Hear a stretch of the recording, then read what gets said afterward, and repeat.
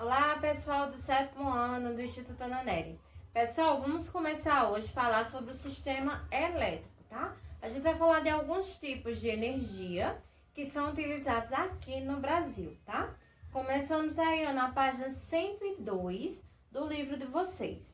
Aqui diz assim: há um esforço bastante intenso por parte do país para garantir o fornecimento de eletricidade sem depender dos derivados de petróleo, nem da queima de madeira, uma vez que o Brasil é um dos países mais ricos do mundo em recursos hídricos. Que no caso, gente, os recursos hídricos são os recursos relacionados à água, tá?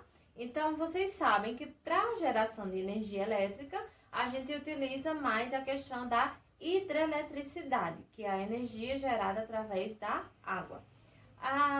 A gente está tentando, substituir aí o petróleo por outras fontes alternativas, devido ao petróleo ser uma fonte de energia não renovável, tá bom?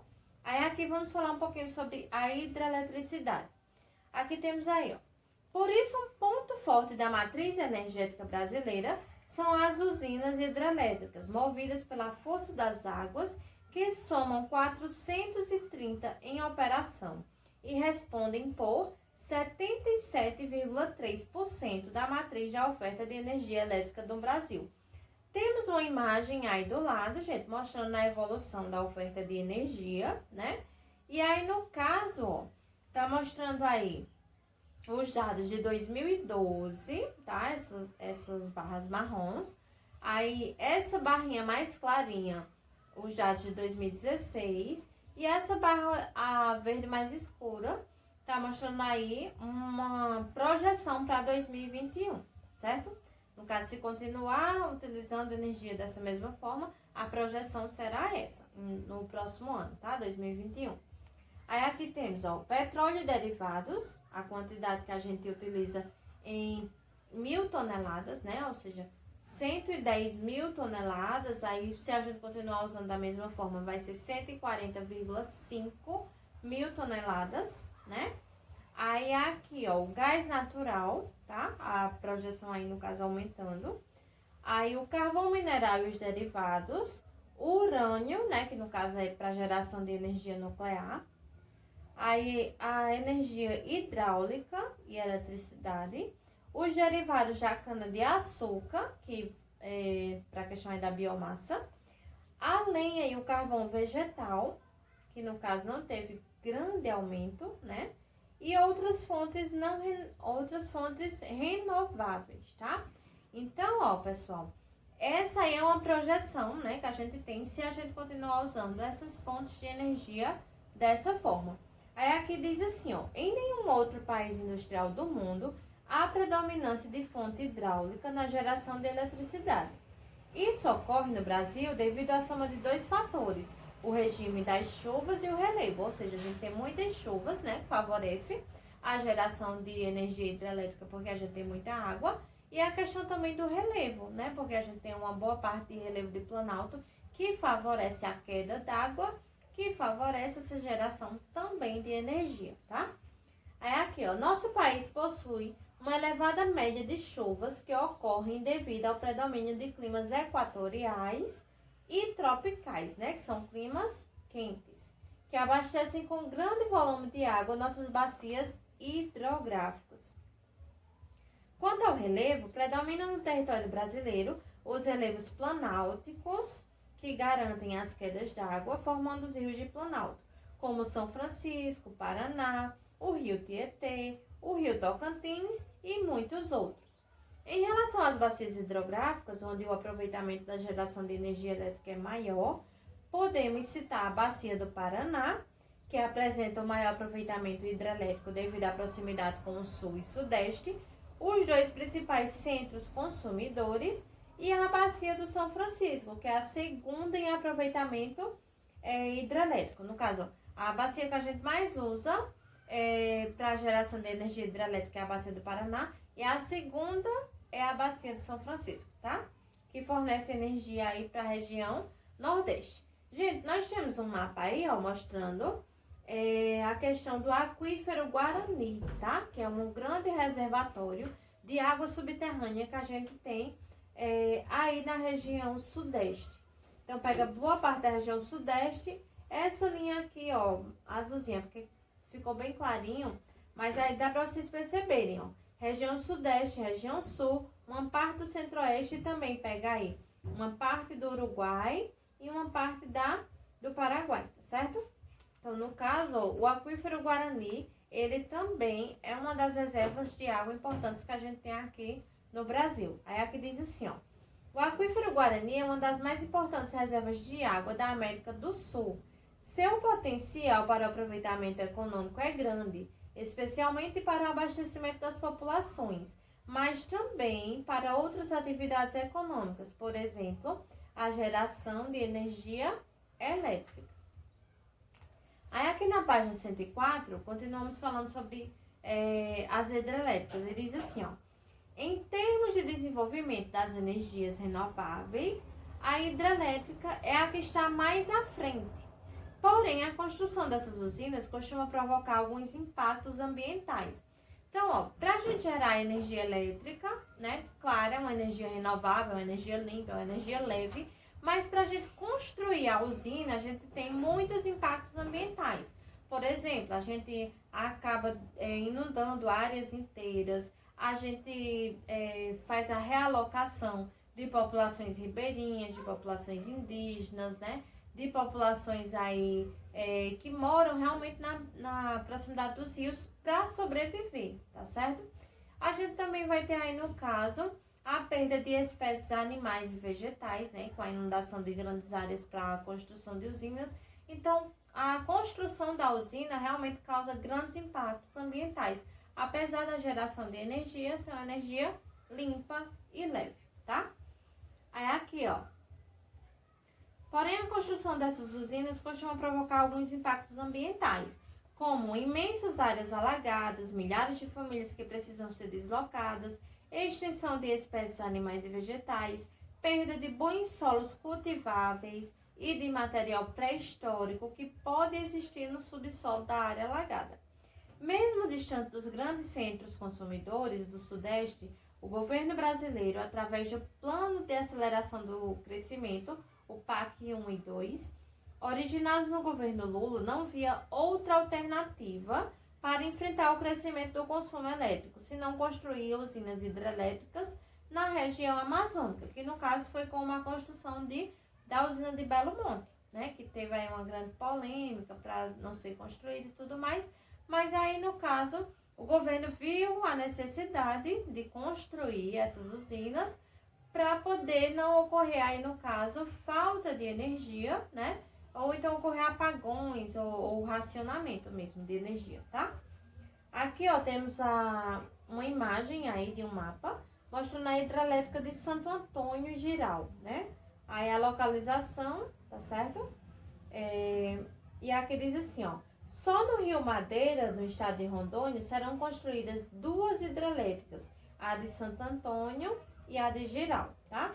Tá marcado aí, gente, nesse mapa, as 2 localizações dessas 2 hidrelétricas aí no Rio Madeira. E aqui diz assim, ó. Na bacia dos rios Araguaia e Tocantins, está prevista a construção de mais de 18 barragens. Parece que entre preservar o meio ambiente e manter o crescimento econômico, o governo já fez sua escolha, que é o crescimento econômico, né, gente? Aí aqui, ó, embarcações às margens do rio Tocantins e Marabá, no Pará, nessa imagem aí. E embaixo nós temos aí, ó, a questão da usina hidrelétrica de Belo Monte, tá?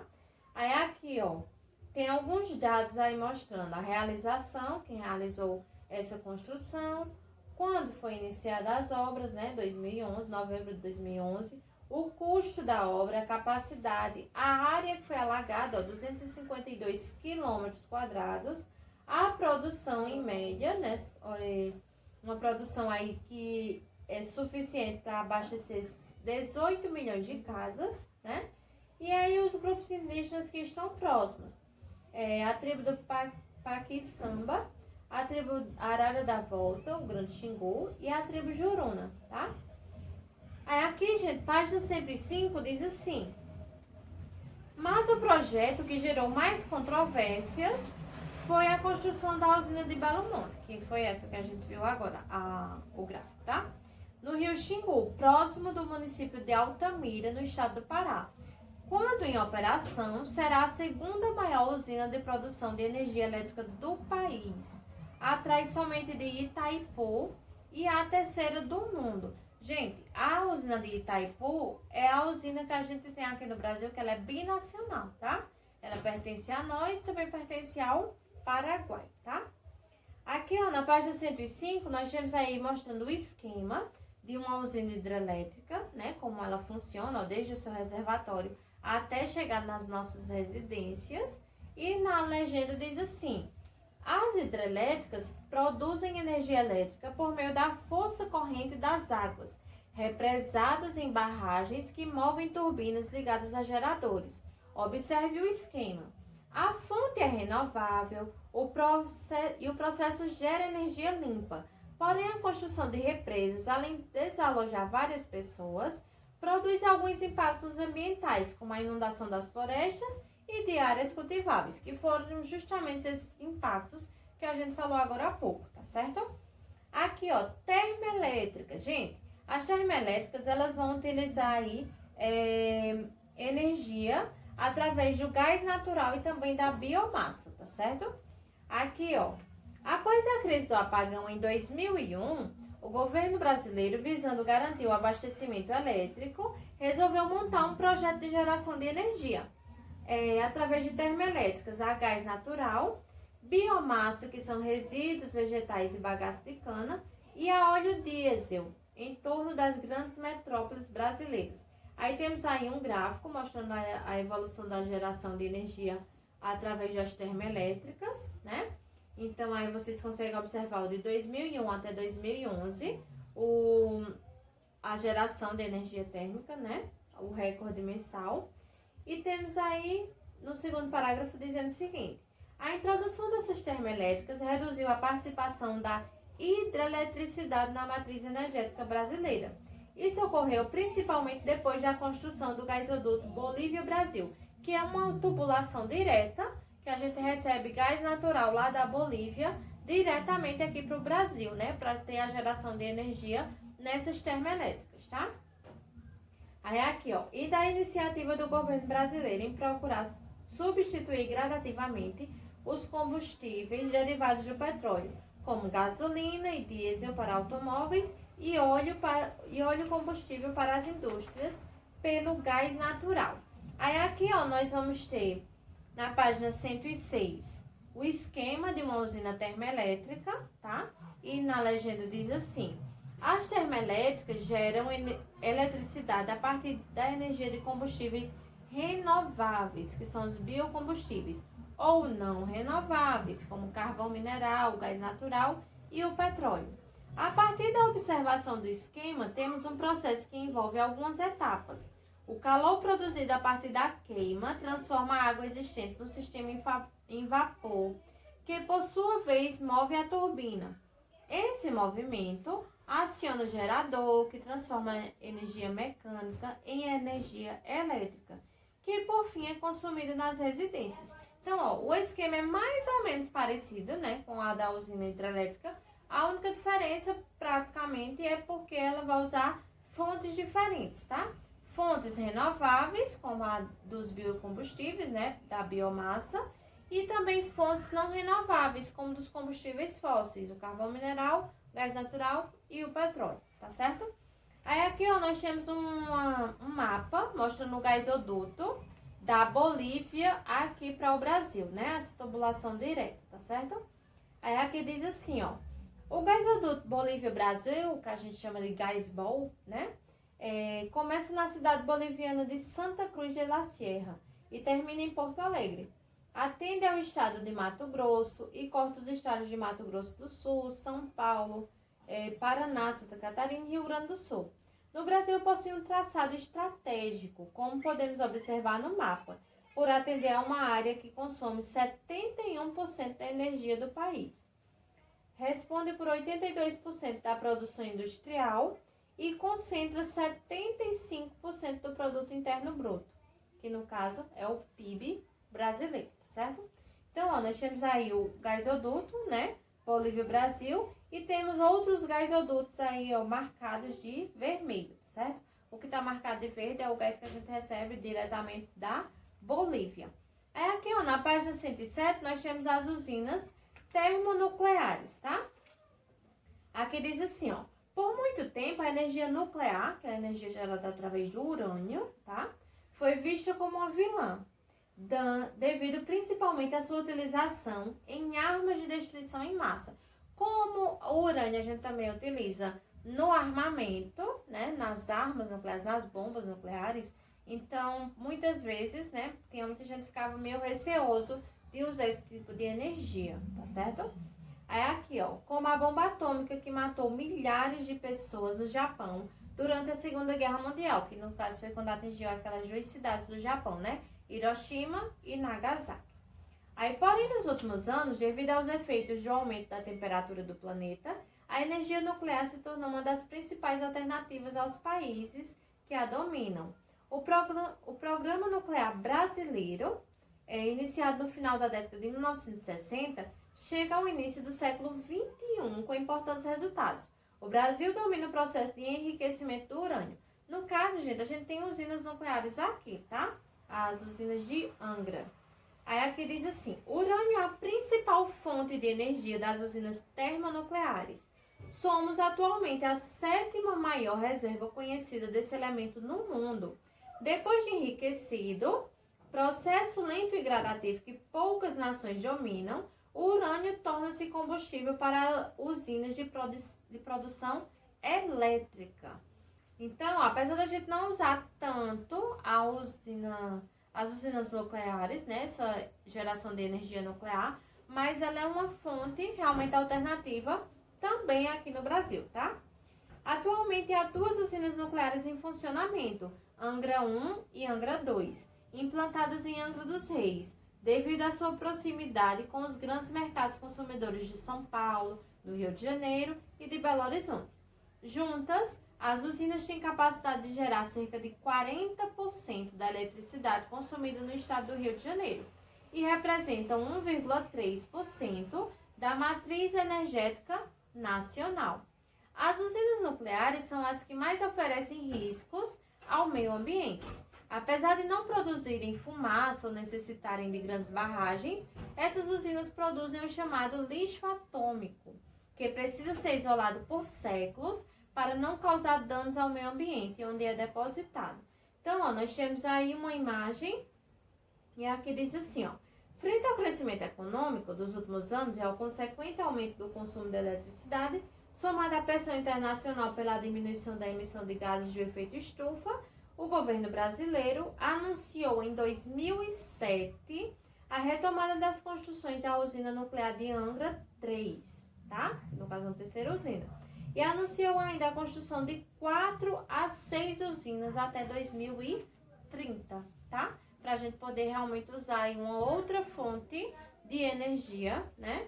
Que no caso é a fonte aí de energia nuclear. Aí aqui o carvão mineral no Brasil. Gente, o carvão mineral, como vocês sabem, é um combustível fóssil, né? E é uma fonte de energia não renovável. Aí aqui, o carvão mineral é uma fonte de energia pouco expressiva no Brasil, uma fonte que a gente usa pouco, né? Que detém apenas 0,1% do carvão conhecido no mundo. E ainda por cima é considerado de baixa qualidade. É utilizado principalmente em usinas termoelétricas e nossas principais reservas estão no Rio Grande do Sul, que é o maior produtor, e em Santa Catarina.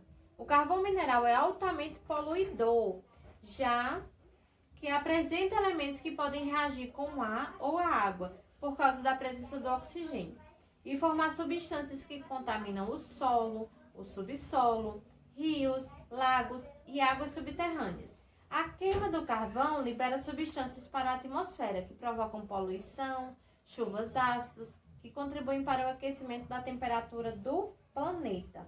Aí temos uma imagem aí mostrando algumas áreas que a gente tem reservas e produção de carvão mineral, tá? Essas áreas marrons aí são as áreas que a gente tem jazido de carvão mineral. E essas áreas aí circuladas de verde são as áreas que a gente tem as maiores concentrações. Aí na legenda diz assim, ó, É modesta a contribuição do carvão mineral, já que o país dispõe de poucas reservas e de baixa qualidade localizadas na região sul. Então, pessoal, demais a gente vai ver nas nossas aulas online, né? E na próxima aula a gente continua aí falando sobre energia e transportes, tá? Então, bons estudos e até a próxima.